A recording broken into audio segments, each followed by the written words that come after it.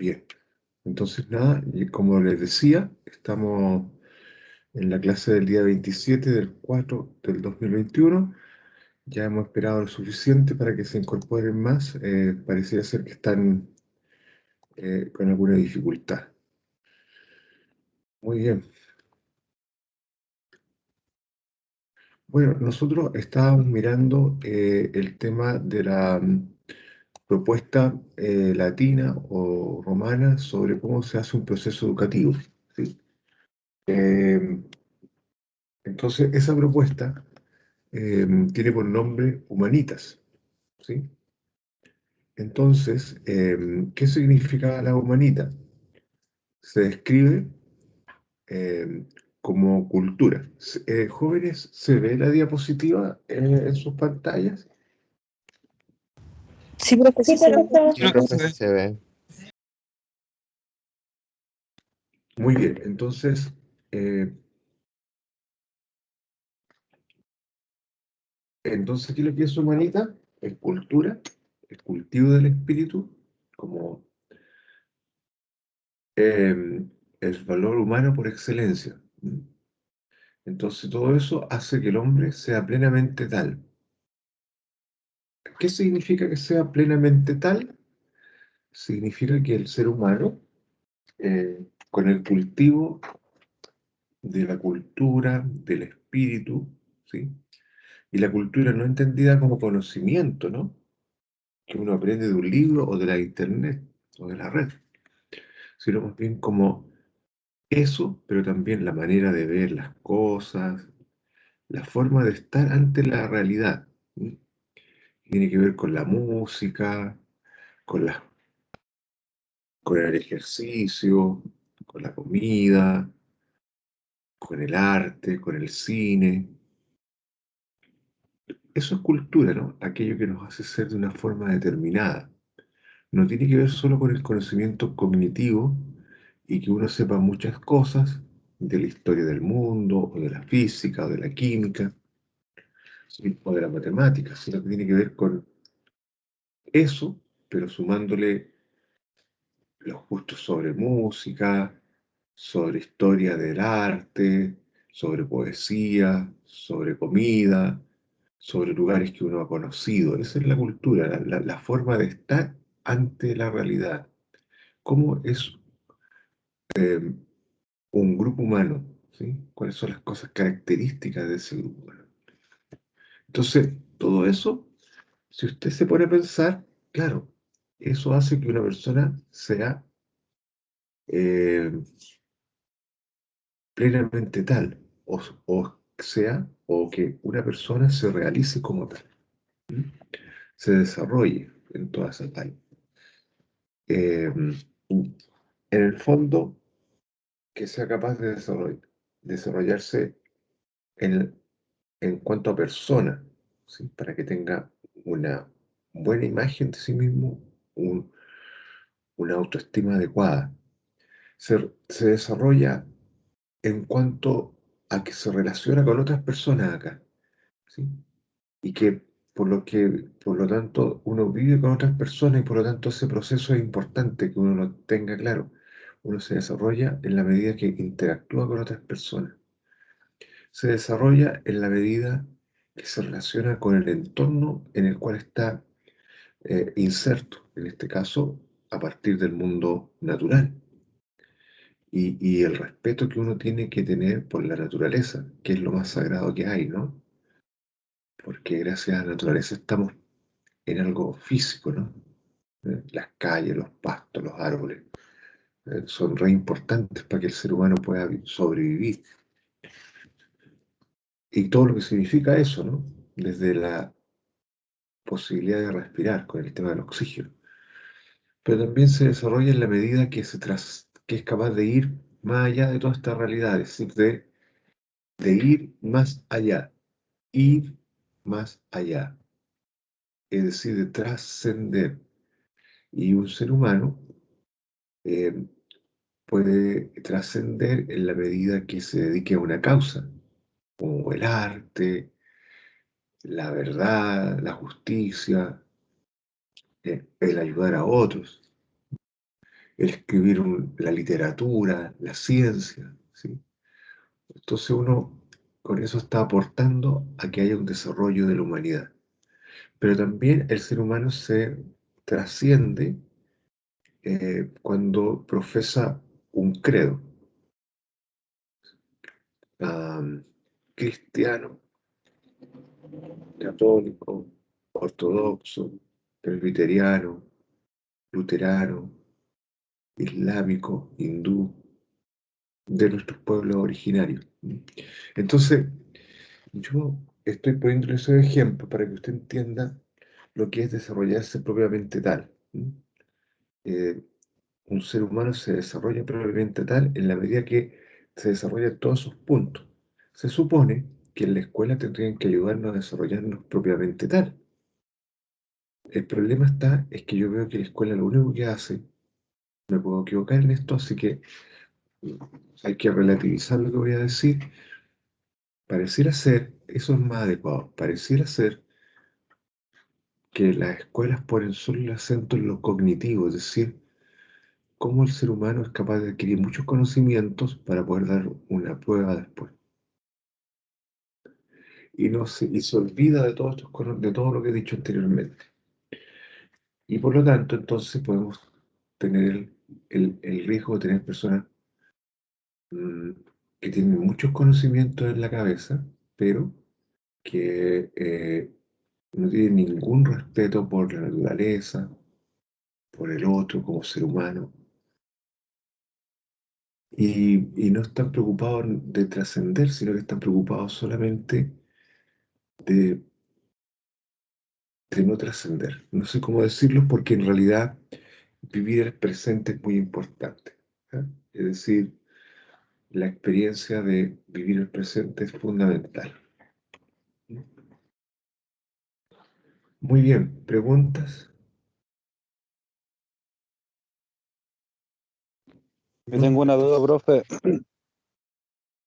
¿En qué periodo de la historia es esto de los humanitas? ¿Con fecha? Eh, en el siglo primero. ¿Ah? Sí. Después de Cristo. Eh, no, yo creo que hay que mirarlo en un margen de primero y antes y después, ¿sí? Porque esto no es como las historias de tiempo que teníamos en el colegio cuando nos decían Edad Media, ¿sí? Entonces uno ponía del siglo tanto al siglo tanto y después venía el Renacimiento. ¿Se acuerda? No sé si ustedes le hicieron eso, a mi época lo hacían. Entonces uno dibujaba una historia del tiempo y pareciera ser que la historia, y la verdad es que los seres humanos y la historia no se cortan. La Edad Media no termina en el año 345, por poner un ejemplo, no termina ahí. Y el 346 empieza el Renacimiento, sino que las cosas pasan, se permean, ¿sí? Pero si usted lee al gran filósofo jurídico, ¿sí? Marco Tulio Cicerón, ¿sí? Que tiene nombre de uno de los muñecos de 31 minutos, o a 31 minutos le pusieron Tulio, ¿no? Siempre me acuerdo por eso, ¿no? Eh, Usted se va a dar cuenta que él vivió entre el 106 y el 43 antes de Cristo. Y él fue uno de los que patrocinó este proceso, ¿sí? Pero lo más probable es que tiene que haber seguido un poco más adelante. No sé quién me está preguntando.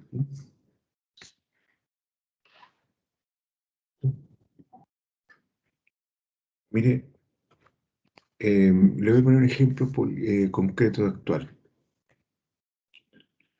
Eh, en este país, eh,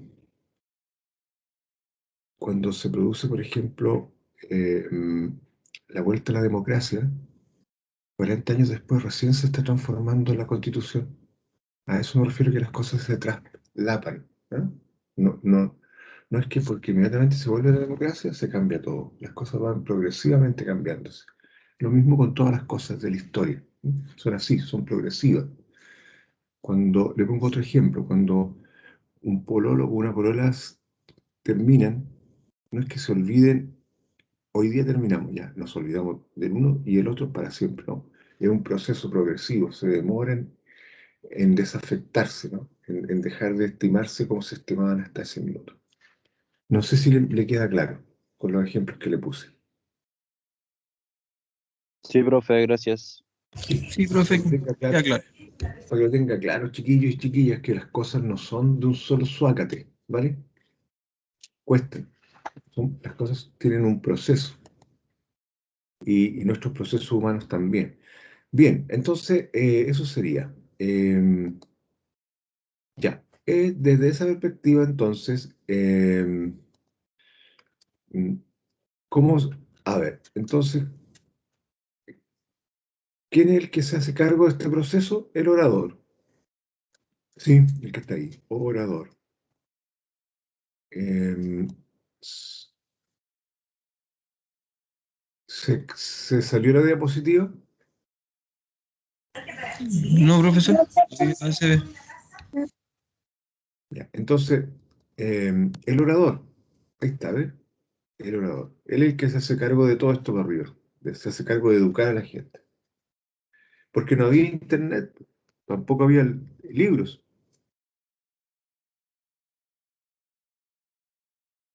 Y lo poco y nada que estaba escrito,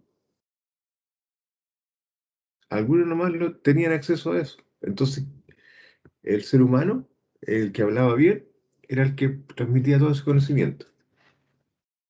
Entonces ahí está explicado cómo tiene que ser un orador. Acá, ¿se fija? Ilustre, desarrollar algún tema, prudente, con orden, con hermosura, ornato, ¿cierto? Mm, Con buena memoria, porque si no se le olvidaban las cosas, estábamos mal. Y recto, ¿cierto? Cierta dignidad en la acción. Bueno, ¿cómo realizó estos? Bueno, primero, mirando cómo eran los jóvenes de la época. Segundo, entregándoles contenidos para que se formen en el intelecto, en el juicio moral y en lo corporal. Entonces, primero llega, mira y dice, a ver, estos cabros, estas chiquillas, a ver, voy a mirar cómo son. Voy, conversa con ellos, dialoga con ellos, y después dice, ya, de acuerdo a cómo son, yo les voy a entregar tales conocimientos para que se formen intelectualmente. Les voy a hacer leer em, Niebla, de Unamuno, ¿sí? O les voy a hacer leer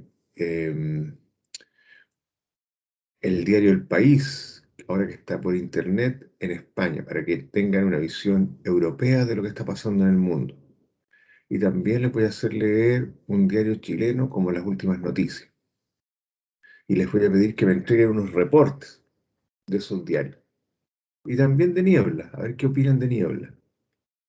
Es un poco pesado y latero, pero los voy a hacer leer Niebla porque allí hay una expresión de lo que es la existencia del ser humano, Unamuno. Luego les voy a enseñar moral y les voy a enseñar a decidir. Entonces les voy a decir, esta casa tiene 4 piezas, la casa A. La casa B tiene 4 piezas también.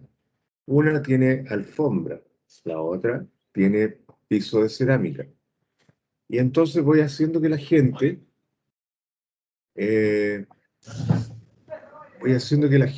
eh, vaya decidiendo, ¿sí? Van pasando los de la basura, así que lo siento, ¿no? Si hay ruido.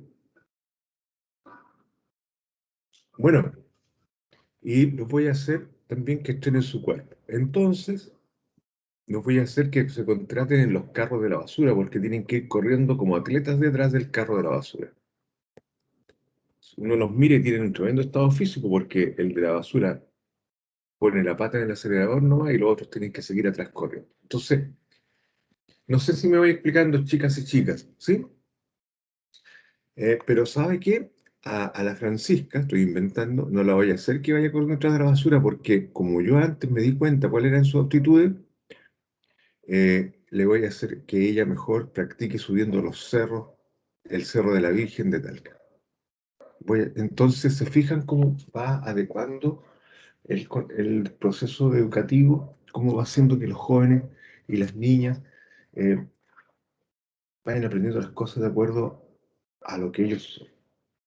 Lo mismo va a tener que hacer usted como profesor de matemáticas. No puede llegar a una sala y decir, ya, voy a poner aquí un ejercicio de ecuaciones de primer grado y unas raíces cuadradas pocas, y todos tienen que sacarme esto en 2 horas. Listo, ya, chao. No, eso no sirve. Eso sirve en los años 40, 50, 60, 80, a lo mejor. Primero tiene que conocer a los estudiantes y después les dice, ¿sabe qué? Voy a ponerles 4 raíces para que me las saquen en media hora. Y voy mirando cómo las sacan. No sé, estoy pensando en voz alta nomás. Cada uno de ustedes después verá cómo lo hace. Pero no caiga en el error de creer que solo basta con saber sobre matemáticas. Hay que saber enseñar la matemática. Eso es lo más importante. Bien, chicos y chicas, preguntas. Estoy tratando de aterrizar a humanitas. ¿Eh? Profesor, ¿Preguntas? profesor, ¿me escucha? Súper bien. Con un pequeño ruido, pero se escucha igual. Dígame. Ah, el pensamiento humanista, ¿a qué tipo de sociedad se le aplicaba?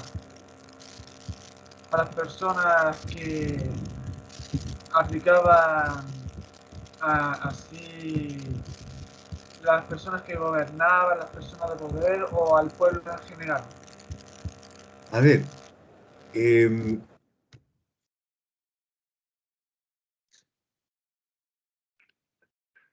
le voy a responder indirectamente. En Chile, la educación para todos se instaló en los años 60, 1960.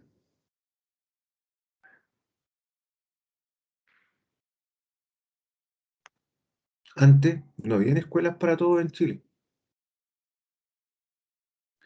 Luego se fueron incorporando procesos educativos y los colegios, los liceos tenían 3 tandas, una en la mañana, otra en la tarde y otra en la noche, la nocturna.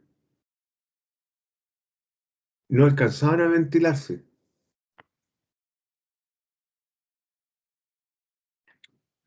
Era una época en donde ahí todo el mundo tenía educación. No de calidad tal vez, pero por lo menos la gente podía sacar desde cuarto, de medio medio hasta cuarto medio, y en los colegios públicos, básicos, perdón, podía sacar su enseñanza básica en la noche. Este cuento de que la educación sea universal, ¿sí?, es un tema reciente, estimado estudiante. No es un tema antiguo, por lo menos en nuestro país. Me imagino que debe haber paralelos relativamente similares en otras partes del mundo. Entonces, claro, em, la Humanitas sin duda que estaba dirigido a un grupo selecto de personas.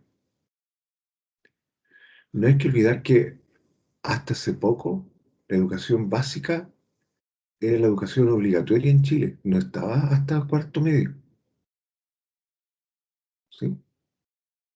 No hay que olvidar que hace poco el 60% de la población más vulnerable tiene acceso a una educación gratuita en la universidad.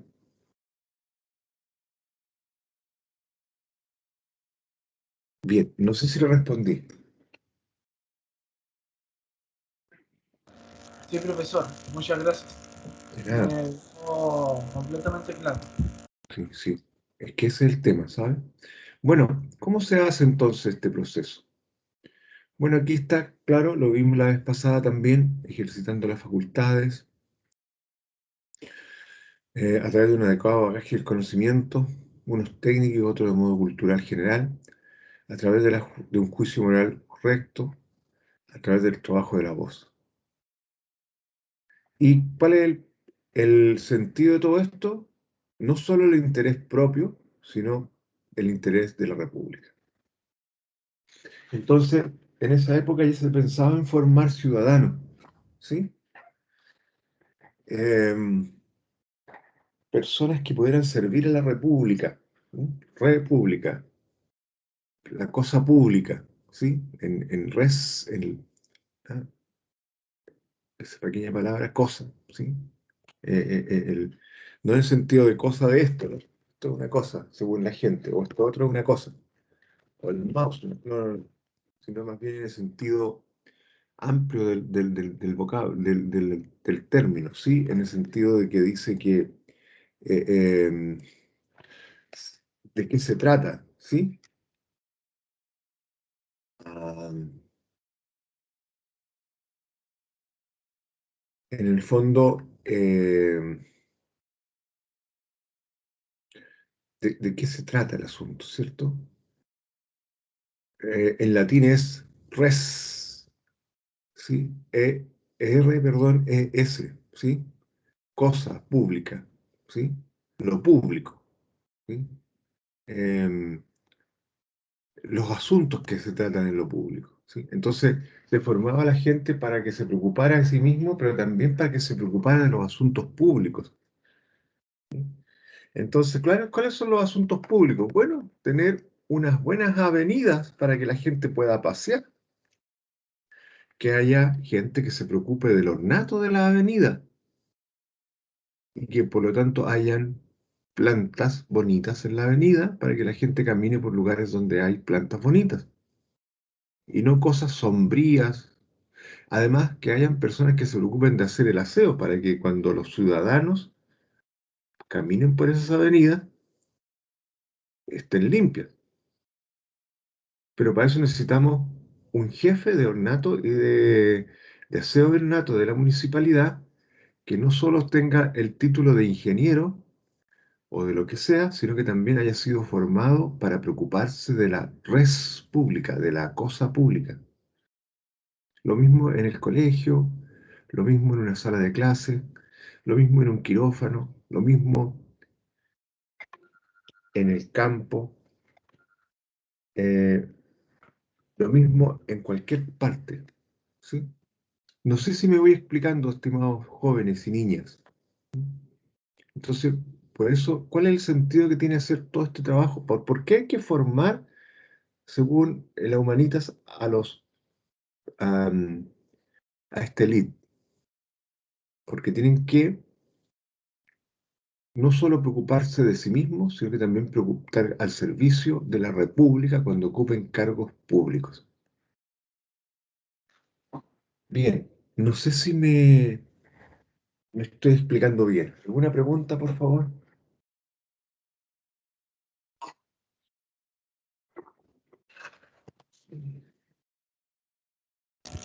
Profesor,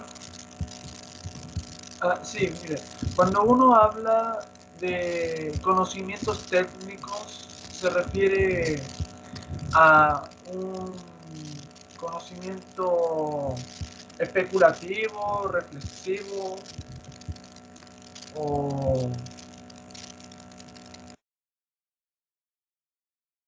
Conocimientos técnicos. Yo si traigo un señor que me tiene que arreglar mi lavadora, que a propósito está funcionando mal el tema del centrifugado, tiene que saber sobre lavadoras y sobre el tema de la centrifuga de la lavadora.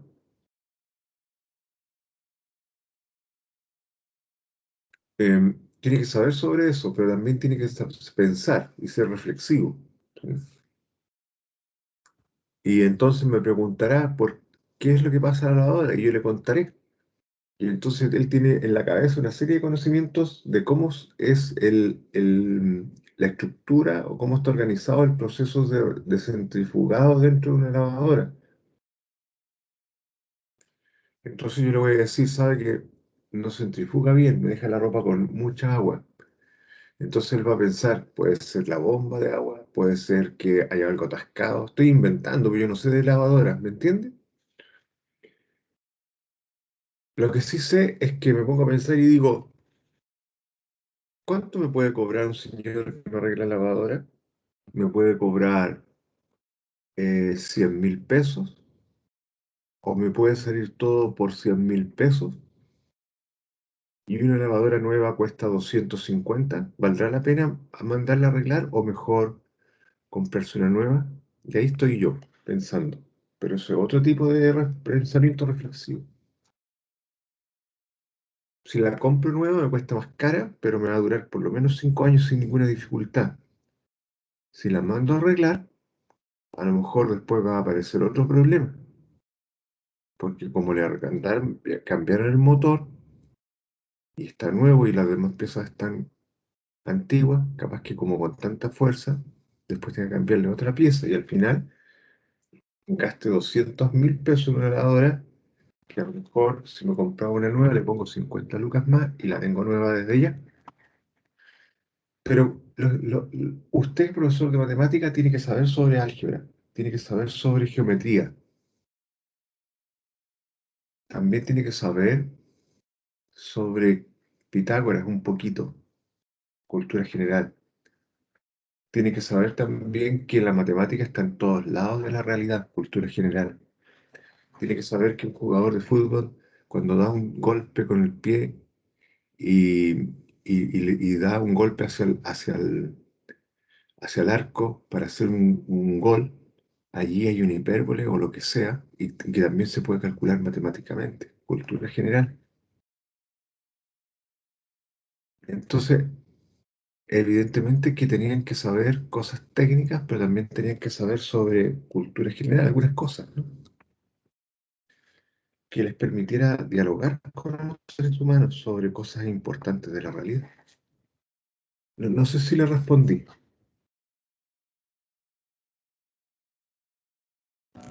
Sí, me pudo responder. Gracias, profesor.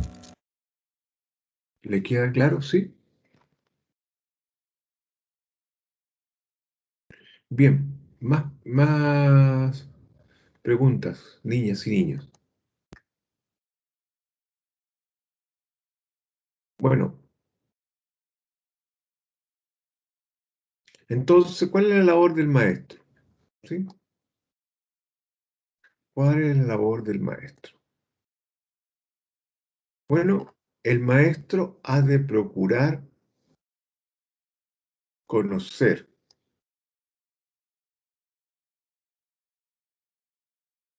El maestro tiene que conocer. Profesor, ¿Sí? el color azul casi no hace notar lo que dice ahí. Ahí sí. Sí, ahora sí. Gracias. ¿Cuál es la labor del maestro? Ahí está. ¿Se fija? Voy a agrandar un poquito más. ¿Ahí se ve mejor? Sí, profesor, se ve bien. Ahí se ve bien. Sí. Entonces, ¿cuál es la labor del maestro? Bueno, conocer cuáles son en cada uno de sus alumnos. Mire lo que dice Humanitas. Procura conocer, es decir, tiene la intencionalidad, procurar, ¿sí? Está, él está motivado para conocer, ¿sí? Él está procurando conocer, está siempre preocupado, en el buen sentido de la palabra preocupado, está ocupado, no preocupado, sino que está ocupado por conocer cuáles son en cada uno de sus alumnos. ¿Para qué? Para trabajar criteriosamente con ellos. Segundo, está también preocupado de lo que quiere lograr con sus estudiantes, pero también está preocupado de qué métodos usa para lograr las metas con sus estudiantes. Entonces, el maestro está preocupado de los métodos, ¿sí? De los métodos que son muy importantes. Ahí está. ¿Para qué? Para que aprendan. Esa es su meta. Nosotros como profesores, ¿cuál es nuestra meta? Que la gente aprenda. Nuestra meta no es hacer que la gente no aprenda. No es tampoco administrar una prueba. Eh, Nuestra meta no es tener en un curso unos poquitos con buena nota, otros muchos con nota más o menos, otros con nota 4 y otros todos reprobados. Ese no es nuestro propósito. Tal vez así se entendía el proceso educativo hace unos años atrás, de forma equivocada, ¿eh? Según lo que yo pienso. Evidentemente que hoy día eso tiene que ser entendido de otra forma. ¿Cuál es nuestra preocupación como profesores? Simplemente que la gente aprenda. Entonces, pero para eso, usando esta teoría de humanitas, uno tiene que conocer, tiene que trabajar de acuerdo a las potencialidades que tengan los estudiantes y luego eh, usar ciertos métodos que puedan ayudar a que la gente vaya más allá. Bien, preguntas.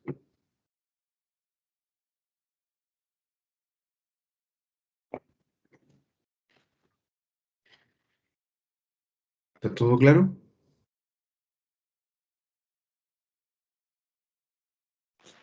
Sí, profe, todo súper claro. Ya.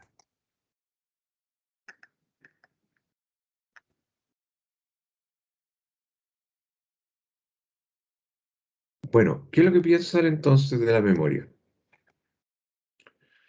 Es una aptitud natural, según esta persona.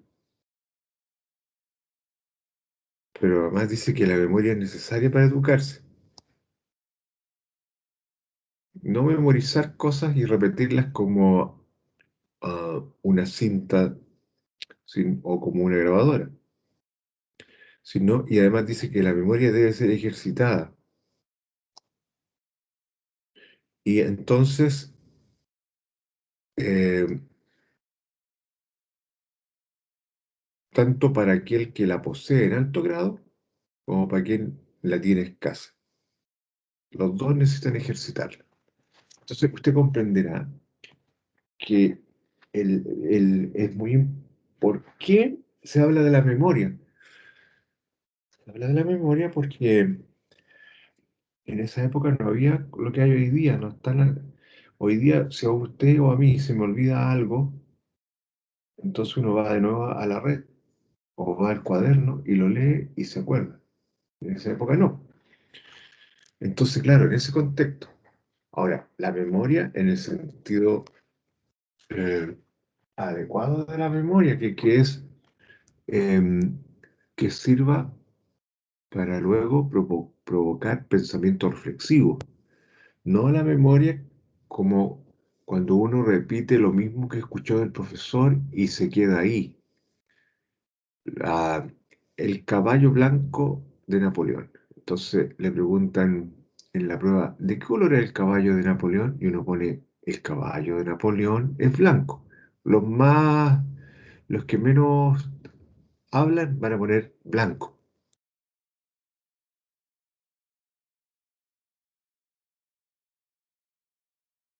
Pero eso está ahí. Eso es repetir exactamente lo mismo que dijo el profesor. Pero uno podría poner el caballo de Napoleón es blanco, lo cual ha dado para no sé qué, no sé cuánto, porque la historia de la humanidad, no sé qué, y empieza uno a hablar, ¿no? Entonces la memoria tiene que servir. Por ejemplo, un médico tiene que tener capacidad de memorizar cosas para poder hacer un buen diagnóstico. Pero no se queda solo en la memoria, porque si no fuera capaz de inferir los síntomas de alguien cuando le va a decir, sabe que me duele la cabeza, me duele el oído y la garganta. ¿Se hizo el PCR? Sí, que salió negativo. Ah, entonces según eso puede ser. ¿Pero dónde le duele más? Le mira la garganta y está llena de pus purulenta. Ah, lo que tiene usted es una amigdalitis. Se fija, usó su memoria, pero también escuchó al paciente y fue capaz de entender. Porque si solamente usa su memoria, puede decir, no, lo que usted tiene es simplemente una otitis.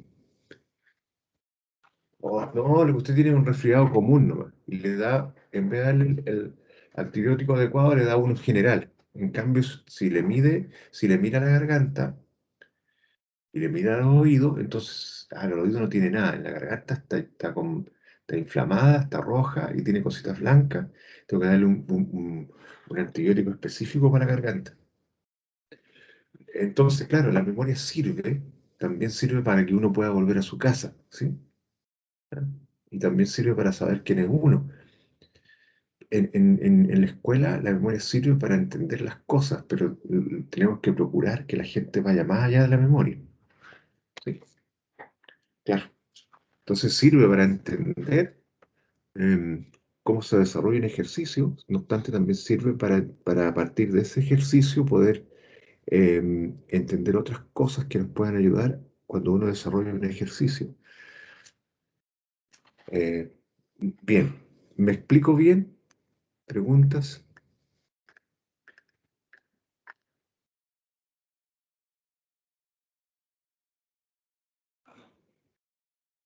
¿No? Bien, entonces, ¿cómo era Súper la claro. estructura escolar? Eh, la estructura escolar tiene tres niveles. La escuela elemental, que es llamada ludus literarius, juego literario, entendido la referencia al juego como una actividad alejada de toda connotación práctica.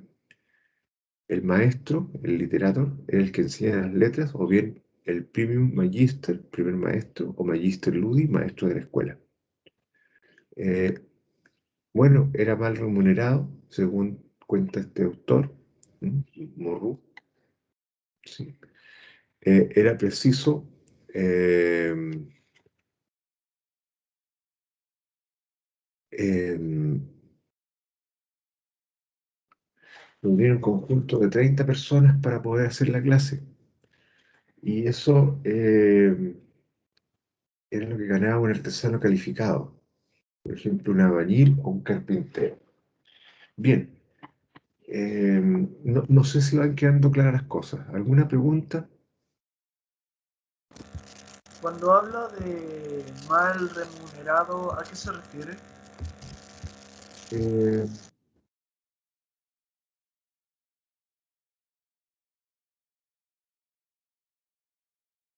em, a que ganaba poco dinero, ¿sí? Parece que el tema se ha repetido siempre por mucho tiempo. Deme un minuto, por favor. Voy a llegar. Entonces, desde esa perspectiva,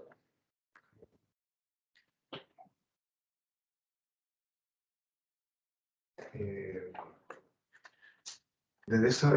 pareciera ser que es una constante en la historia de la humanidad que los profesores ganen poco dinero. Pero hoy día parece que ganamos un poquito más, ¿cierto? Con el tema del encasillamiento, ¿sí? Eh, Pareciera ser que la gente está mejor pagada si se somete a procesos de evaluación, ¿sí? Y claro, pero eh, sobre todo la gente que está en el sector municipal gana más dinero, ¿sí? Si un experto uno, experto dos, o super experto, ¿sí? Allí uno puede optar a un nivel de renta adecuado. ¿Mm? Moreau es un historiador francés, que se especializó en San Agustín de Hipona y otros más, entonces él es el que dice esto, que era preciso reunir un conjunto de 30 estudiantes para asegurarse una retribución equivalente a la de un artesano calificado. Es decir, bueno, usted sabe en este minuto que también un, un- un chiquillo técnico, yo me acuerdo cuando trabajaba en un colegio, porque yo trabajé muchos años en colegios, estimados jóvenes, Em, una vez entrevistando a la gente que postulaba al colegio, a los papás, me tocó entrevistar a una persona que trabajaba en una compañía eléctrica como técnico especializado y ganaba más dinero que el que ganamos nosotros como profesores en ese tiempo. pareciera ser que algunas profesiones técnicas están muy bien pagadas, ¿no? ¿Sí? A eso se refiere. Bien, no sé si queda claro. ¿Alguna pregunta? Profe, Señor. no pude entender eso cuando se cita así como el juego literario. No comprendí ese párrafo, esa oración. Eso dice llamar ludus literarius. Sí, eso. Sí, deme un minuto, por favor, deme un minuto. Deme un minuto.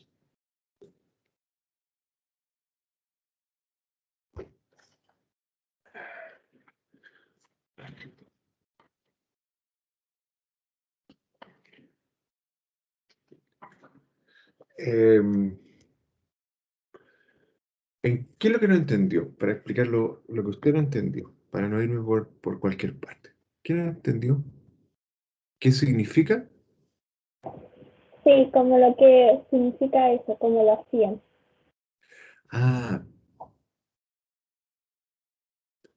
bueno, ¿cómo es la estructura romana escolar? Primero, el primer nivel es la escuela elemental, ¿sí? Como aquí sería la básica. La enseñanza básica, sí. Entonces, en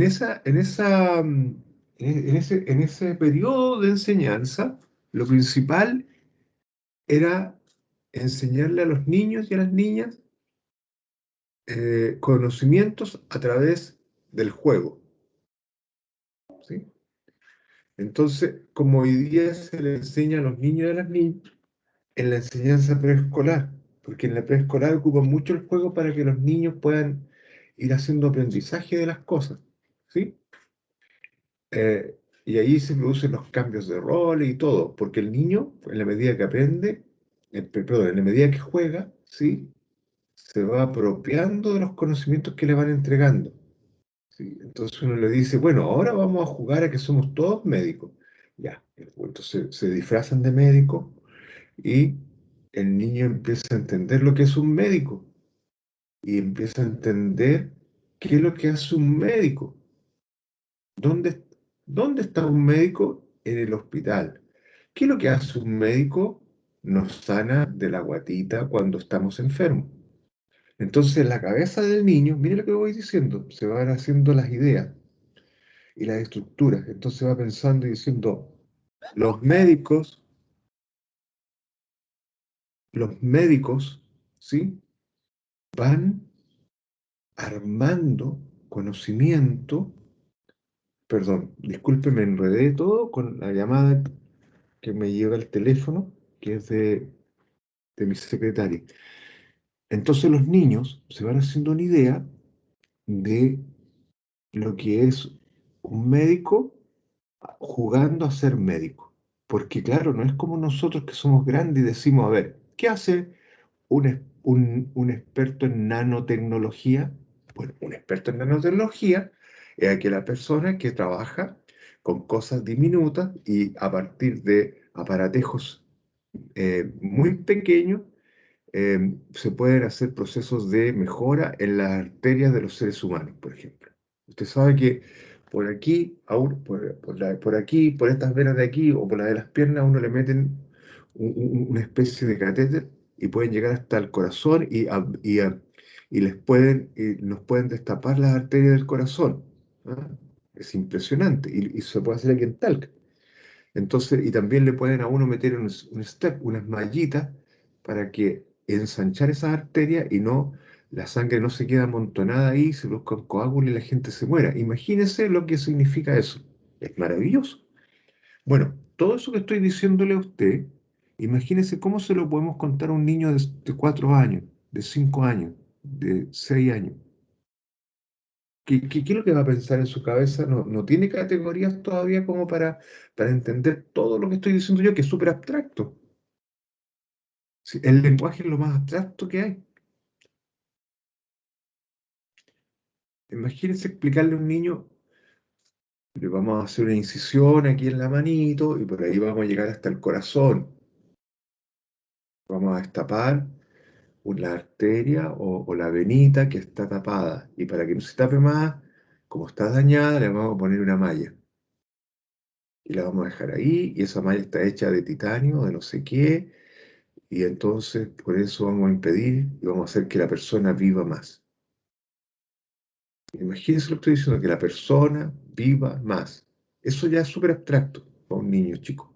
Entonces, estos romanos, que eran habilosos, ya se habían dado cuenta de eso y entendían que las personas tenían que eh, trabajar en sus primeros años de vida eh, con juegos, porque si no, no iban a entender nada. Entonces, todo estaba centrado en el juego.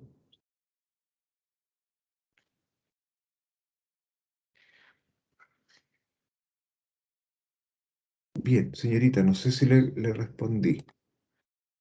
Sí, profesor, muchas gracias. Una pregunta más.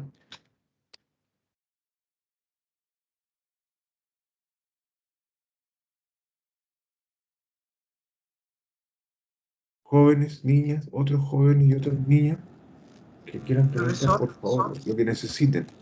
Todas las preguntas bienvenidas. Sí, dígame. ¿Cree que nos pueda mostrar algo de Marrón?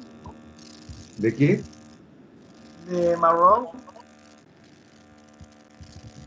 Sí, por supuesto que les puedo mostrar algo de Morro, sin ningún problema. ¿Qué necesita que les muestre? Algo así como lo que hizo con Isócrates, con Cicerón, como mostrarnos algo más detallado de él. Ah, pero búsquelo usted en internet. Él es un historiador que nació en el año 1904. ¿Sí? Si usted lo pone, por ejemplo, el nombre eh, eh, Henry Irene Murru, entonces usted lo pone en internet y le va a aparecer toda la información que usted necesite. ¿Sí? Em,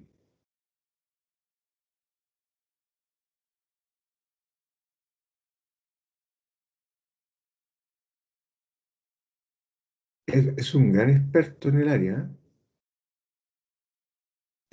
Él está francés, especialista en cristianismo primitivo, admiró a gente como a Pierre Teilhard de Chardin y a Charles Péguy y a Emmanuel Mounier, que son em, expertos en el tema del existencialismo humanista, ¿sí? Mm, mm, Yo he leído algo de Pierre Teilhard de Chardin y de Emmanuel Mounier, ¿sí? Creo que muy poco de Charles Péguy, pero sí gente de primer nivel que marcó el pensamiento de Francia y de Occidente en los años, en el siglo XX. ¿Mm? Bien, entonces yo lo invito a que usted pueda mirarlo en internet, ¿sí? Si quiere leer sobre esta persona, ¿ah?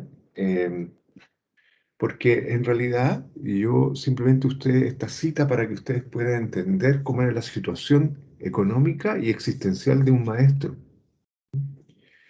Pero no estaba pensando en hablar mucho más de Morro.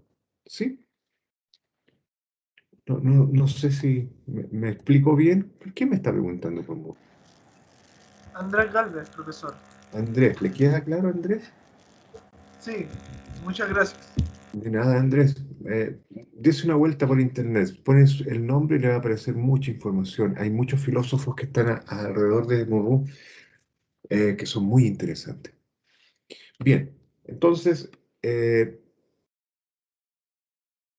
bueno, yo conozco a los que le nombré hace 30 años, ¿ah? Cuando empecé a estudiar filosofía tenía 17 años, desde ahí que lo estoy leyendo. Entonces, ¿cómo era el edificio de la escuela? Alquilado, era un local abierto, preferiblemente ubicado en los pórticos del foro, y estaba aislado por una espesa cortina. Es decir, era un lugar improvisado. No estén pensando que era una escuela como las que tenemos hoy día, con puertas, ventanas y con un perímetro delimitado y con baños y con todo incluido, ¿eh? Entonces los niños iban desde los 7 años para luego, eh, a los 12 años, terminar esto y pasar a la enseñanza media, ¿sí? Que en ese tiempo se llamaba gramáticus, ¿sí? Entonces se iban a la escuela al alba, desde octubre hasta julio. Hay que entender que estamos hablando de Europa y, por ejemplo, octubre, el año escolar en Europa empieza en septiembre. Ellos tienen vacaciones entre julio y agosto, ¿sí? Como enero y febrero aquí en Chile, algo así. En esta época ellos allá están en plena primavera. Nosotros estamos en pleno otoño. En julio y agosto nosotros estamos en pleno invierno y ellos están en pleno verano. Entonces aquí hacen 2 grados bajo cero o 5 grados bajo cero o llueve mucho y allí hay 40 grados. Entonces, claro, por eso empezaba. Entonces, ellos, como tiene que, se fija como también el tema geográfico tiene que ver con todo esto. Y eh, iban acompañados de una persona para que no les pasara nada. Bien, son las 9:30. Preguntas. Hasta aquí vamos a dejar la clase, pero preguntas. Profesor, ah, como si mal no me acuerdo, la palabra demagogos significaban personas sin capacidades, pero la palabra pedagogos, ¿qué significado tendría en todo esto? La palabra pedagogo, ¿sí? Es el que acompaña, ¿sí? Es como, eh, es como el ayo, ¿sí? Es el acompañante, ¿sí? El pedagogo es el que acompaña en el camino al niño, eh, para que no se pierda, ¿sí? Lo acompaña para que pueda ir de un lado a otro. No sé si me explico, ¿sí? Sí, gracias, profesor. Sí. Entonces, si usted se fija, ahí está escrito como Paidagogos.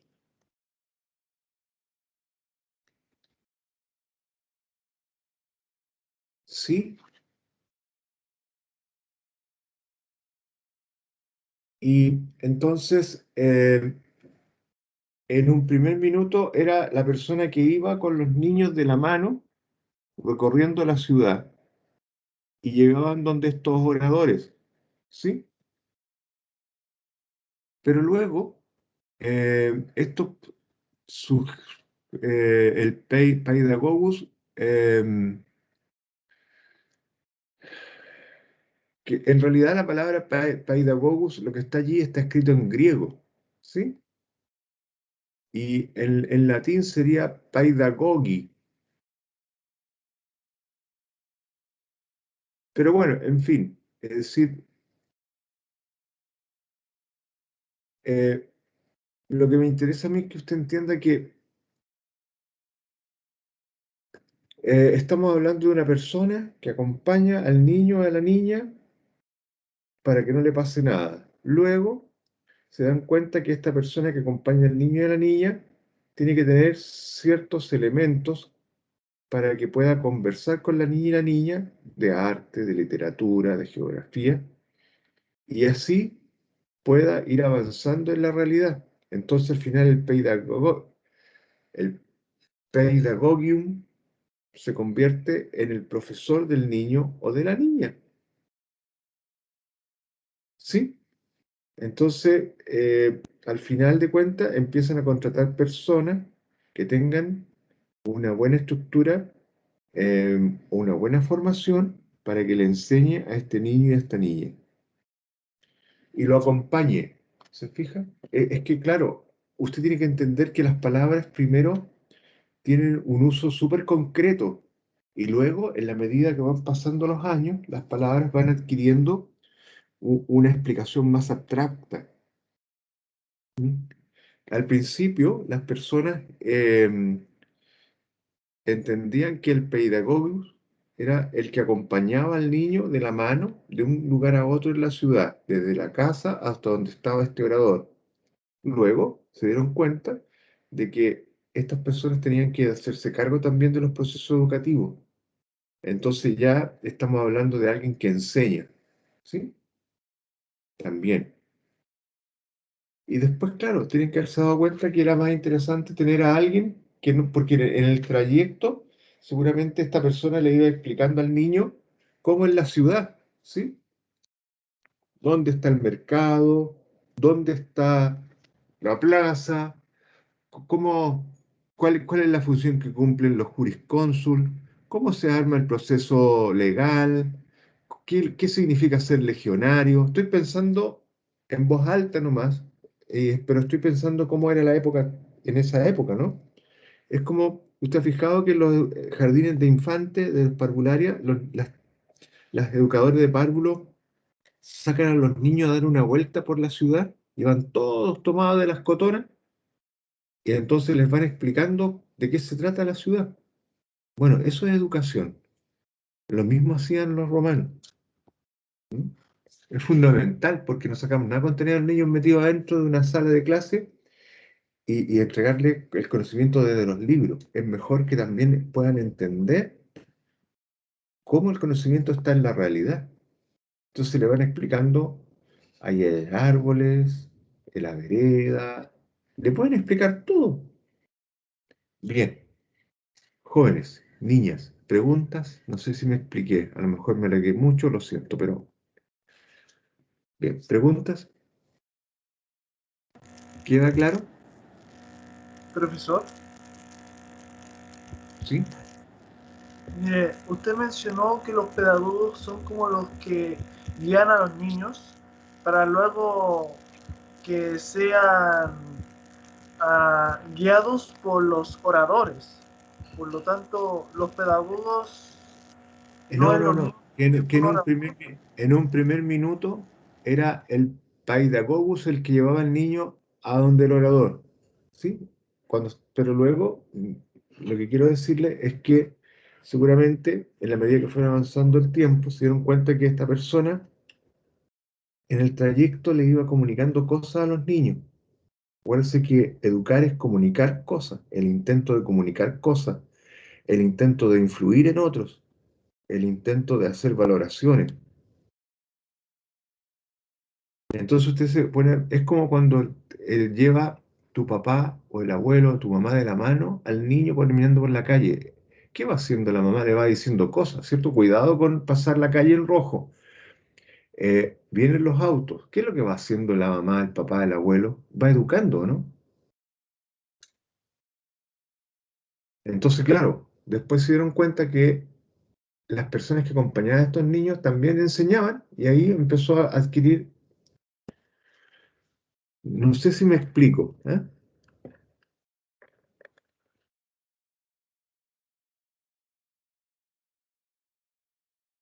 ¿Hola?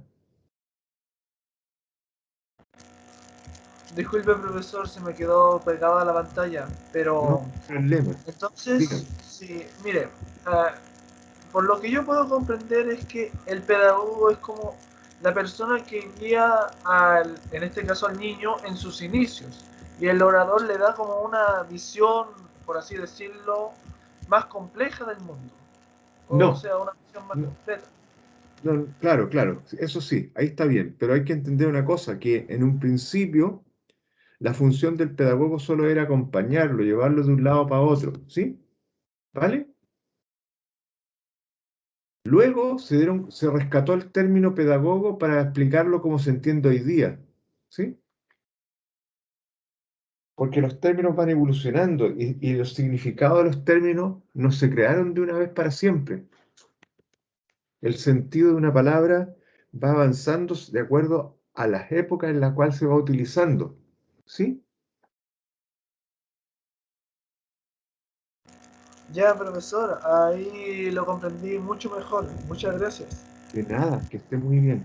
Bueno, jóvenes, nos vemos el próximo martes con la primera prueba, ¿sí?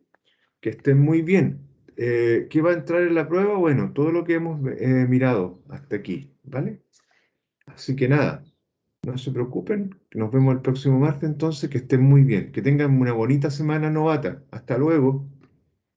Gracias, Profe, profesor, que también tenga una buena semana. Que Sí, tenga dígame. bonita semana. Gracias. profe, este archivo lo va a subir.